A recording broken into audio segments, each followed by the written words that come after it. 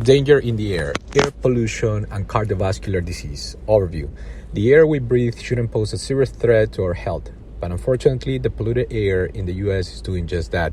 Air pollution, which contains tiny particles and invisible gases, comes from sources such as power plant and vehicle emissions, fires, and even windblown dust. These particles and gases can actually cause an array of health problems, including acute and chronic cardiovascular conditions. Cardiovascular disease, known as CVD, is the number one killer of Americans, accounting for 1 in every 3 deaths, and sadly, the state of our air is directly contributing to the problem. Air pollution levels across the U.S., particularly in cities, are periodically high enough to trigger potentially life-threatening heart problems. That's the bad news. However, reducing exposure to dangerous polluted air can decrease the risk of cardiovascular events. The American Heart Association advocates for measures that reduce Americans' exposure to air pollution and for more research on the impact of air pollution on the public's health. The American Heart Association further recommends that physicians and other healthcare practitioners talk to their patients about the CVD risks from exposure to polluted air. Fine particulate matter. Particulate matter, or PM, is a significant source of heart-damaging air pollution. PM is a combination of tiny particles and liquid droplets that contain ingredients such as acids, chemicals, metals, and organic matter. Of greatest concern is fine particulate matter, also known as PM 2.5, which is less than 2.5 micrometers in diameter. Because PM 2.5 is so small, when inhaled, it can actually reach deep inside the lungs, leading to a wide range of health problems. Fossil fuel emissions are a major source of air pollution, including fine particulate matter that may contain arsenic, selenium, and sulfates from sulfur dioxide. These types of PM 2.5 are generated from burning materials such as coal, oil, diesel, and gasoline, and from high-temperature industrial processes at steel mills and power plants. Because PM 2.5 can remain in the atmosphere for long periods of time and travel hundreds or even thousands of miles from its source, the majority of the U.S. population may be exposed to PM 2.5. Exposure is of particular concern for individuals who are already at risk of CVD or its complications, such as the elderly or those with pre-existing heart condition. In sensitive populations, exposure to PM 2.5 for even a few hours or days can trigger cardiovascular disease-related death from heart attack, stroke, arrhythmia, sudden cardiac arrest, and heart failure.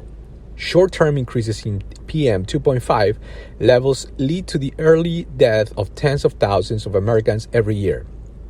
Longer-term exposure over a few years further increases the risk of cardiovascular mortality and decreases the life expectancy by months to years.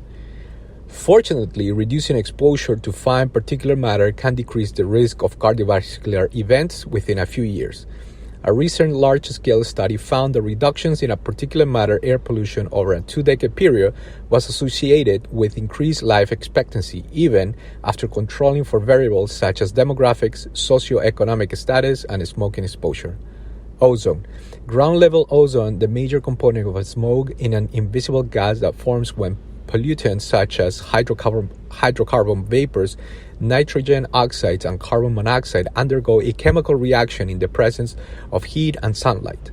These pollutants come from sources such as vehicle emissions, refineries, factory power plants, and industrial boilers. Ozone remains in the atmosphere for a long time, sometimes long enough to cross continents. It is commonly found downwind of pollutant sources, placing large groups of people at risk of exposure. Recent studies have increasingly shown a connection between ozone exposure and risk of CVD.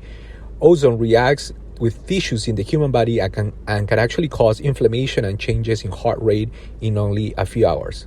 These cardiovascular changes may cause heart attacks and sudden cardiac arrest in sensitive populations, such as those with a pre-existing heart condition, children, and the elderly. The association advocates everyone in the U.S. would benefit from improved air quality, whether they currently have CVD or not.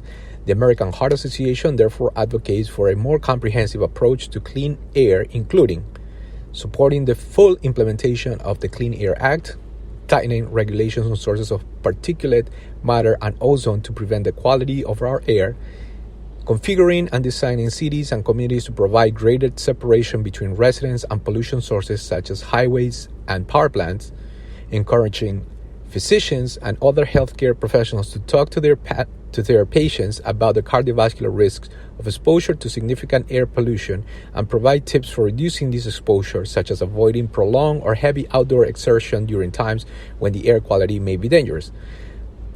This study was brought to you by the American Heart Association.